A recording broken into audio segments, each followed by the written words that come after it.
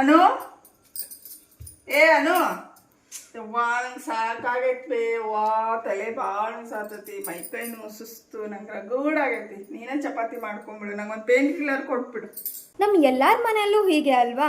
ಏನಾದರೂ ಸುಸ್ತು ಮೈಕೈ ನೋವು ತಲೆನೋವು ಅಂತಂದರೆ ಸೀದಾ ಪೇನ್ ಕಿಲ್ಲರ್ ತೊಗೊಳ್ತೀವಿ. ಆದರೆ ನನ್ನ ಪ್ರಶ್ನೆ, how many painkillers are too many painkillers? ಮುಂಚೆ ಎಲ್ಲ ಪೇನ್ ಕಿಲ್ಲರ್ಸ್ ಯಾರಿಗೆ ಕೊಡ್ತಾಯಿದ್ರು ಗೊತ್ತಾ? ಯಾರಿಗಾದ್ರೂ ಆಕ್ಸಿಡೆಂಟ್ ಆದಾಗ, ಇಂಜುರಿ ಆದಾಗ, ಲೈಕ್ ಕೈ ಕಾಲು ಮುರ್ಕೊಂಡಾಗ, ಯಾರಿಗೆ ನೋವು ತಡೆಯೋಕ್ಕಾಗಲ್ವಲ್ಲ ಅವರಿಗೆ ಪೇನ್ ಕಿಲ್ಲರ್ಸ್ನ ಕೊಡ್ತಾಯಿದ್ರು. ಇವಾಗೇನು ಮಾಡ್ತಾ ಇದ್ದೀವಿ? ಚಿಕ್ಕ ಪುಟ್ಟ ನೋವಿಗೂ ಕೂಡ ನಾವು ಪೇನ್ ಕಿಲ್ಲರ್ನ ತಗೊಳ್ತಾ ಇದ್ದೀವಿ. ನಾವು ಪೇನ್ ಕಿಲ್ಲರ್ ತಗೊಂಡ ತಕ್ಷಣ ಪೇನ್ ಕಮ್ಮಿ ಆಗುತ್ತೆ, ಹೌದು, ಆದರೆ ನಮ್ಮ ದೇಹದ ಮೇಲೆ ದೀರ್ಘಕಾಲಿಕ ಪರಿಣಾಮವನ್ನು ಬೀರುತ್ತೆ. ಉದಾಹರಣೆಗೆ ನೀವು ತಗೊಳ್ಳೋ ಪ್ಯಾರಾಸಿಟಮಲ್ನ ತುಂಬ ಜಾಸ್ತಿ ತಗೊಳ್ತಾ ಹೋದರೆ, ಓವರ್ ಡೋಸ್ ಮಾಡಿಕೊಂಡ್ರೆ ಲಿವರ್ನಲ್ಲಿ ಟಾಕ್ಸಿಸಿಟಿ ಕ್ರಿಯೇಟ್ ಆಗುತ್ತೆ.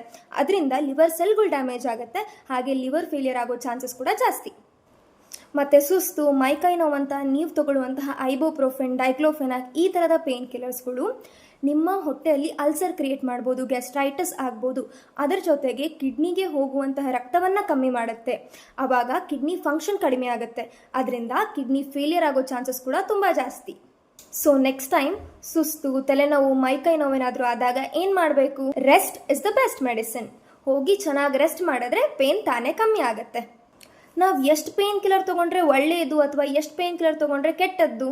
ಯಾವಾಗಲಾದರೂ 2 ತಿಂಗಳಿಗೊಂದು ಸರ್ತಿ ಅಥವಾ 3 ತಿಂಗಳಿಗೊಂದು ಸರ್ತಿ ಯಾವಾಗ ನಮಗೆ ಪೇನ್ ತಡೆಯೋಕ್ಕಾಗ್ತಿಲ್ಲ, ದಿನನಿತ್ಯದ ಕೆಲಸವನ್ನು ಮಾಡೋಕ್ಕಾಗ್ತಿಲ್ಲ ಅಂದಾಗ ಪೇನ್ ಕಿಲ್ಲರ್ ತೊಗೊಂಡ್ರೆ ಪರವಾಗಿಲ್ಲ.